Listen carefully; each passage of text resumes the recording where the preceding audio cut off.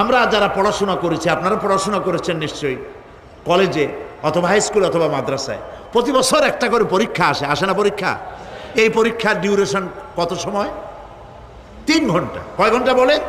3 ঘন্টা। এই 3 ঘন্টা পরীক্ষা দিতে গিয়ে আপনারা কি কোনো ছাত্রকে দেখেছেন যে প্রশ্নপত্র সামনে নিয়ে গল্প করতেছে, প্রশ্নপত্র সামনে নিয়ে তাস খেলে, জুয়া খেলে, আর একদিকে তাকায় থাকে?